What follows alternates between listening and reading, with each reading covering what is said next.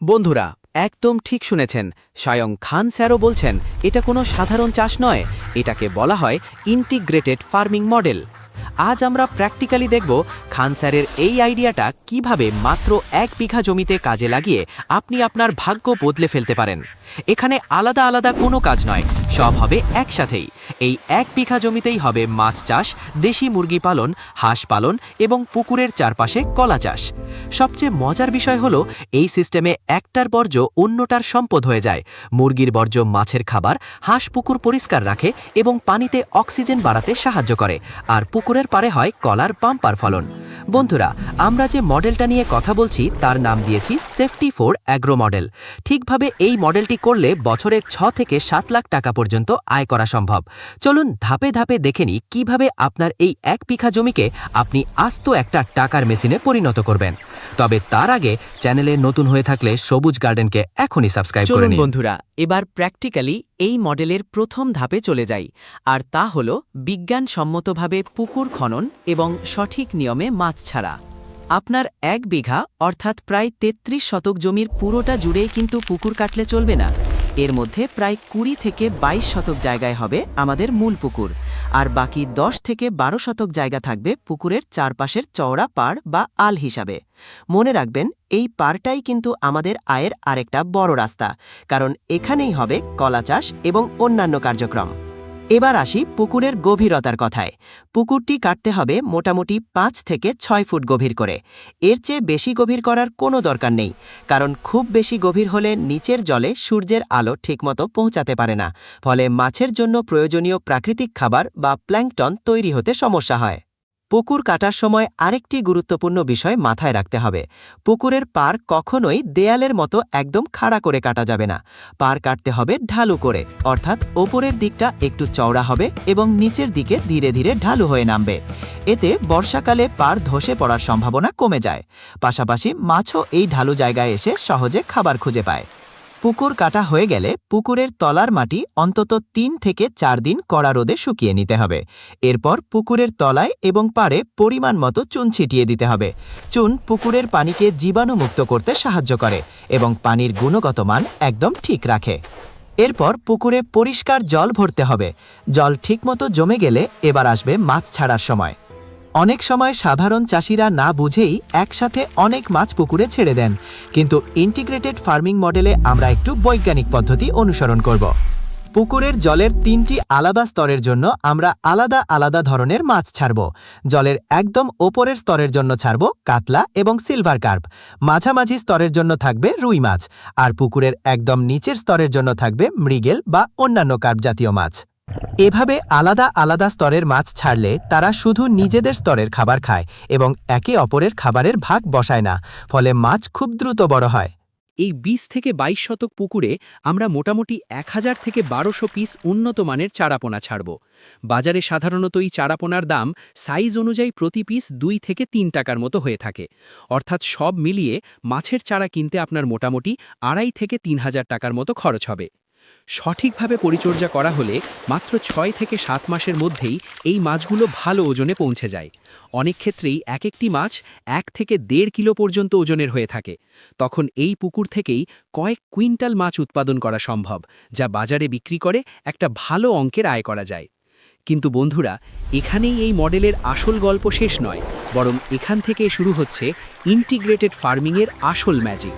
কারণ এখন আমরা দেখব এই পুকুরকে ঘিরেই কিভাবে শুরু হবে দেশি মুরগি পালন এবং হাঁস পালন, যেগুলো মাছ চাষের খরচ কমিয়ে আপনার লাভকে কয়েক গুণ বাড়িয়ে দেবে।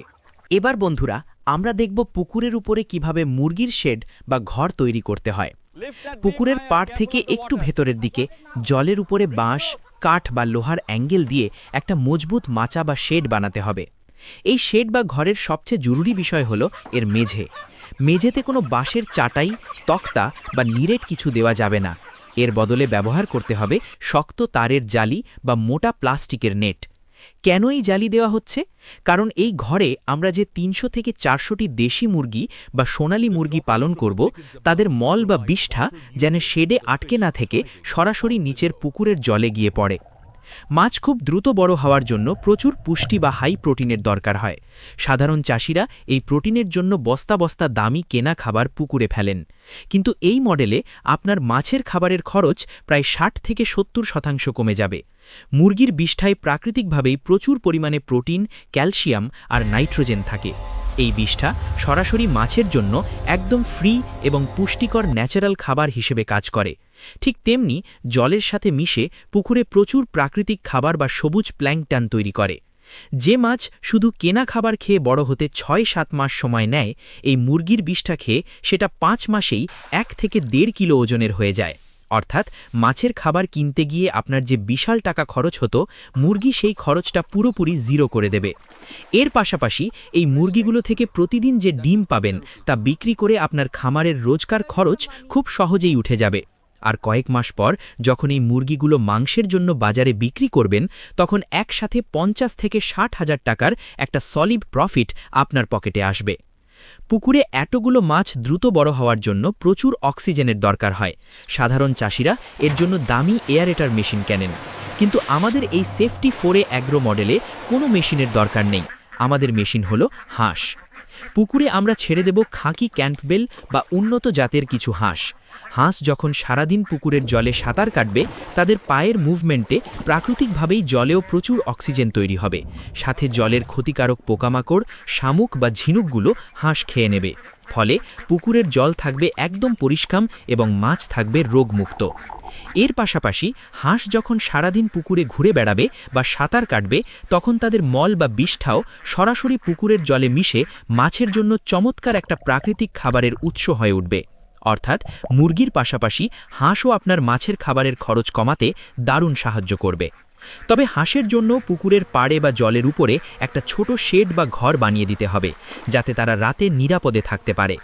এই হাঁসগুলো পুকুরে শুধু যে অক্সিজেন দেয় বা মাছের খাবার যোগায় তা নয়, খাকি ক্যাম্পবেল জাতের হাঁস কিন্তু প্রচুর ডিমও দেয়। মুরগির পাশাপাশি প্রতিদিন এই হাঁসের ডিম বাজারে বিক্রি করেও আপনার হাতে ভালো একটা এক্সট্রা ক্যাশ টাকা আসবে। হাঁস আর মুরগির এই যুগলবন্দিকে আপনার পুকুর হয়ে উঠবে একটা স্বয়ংসম্পূর্ণ জায়গা, যেখানে কোনো কিছুই নষ্ট হয় না, বরং সব কিছুর ফায়দাই দিন শেষে আপনার লাভের খাতায় জমা হয়।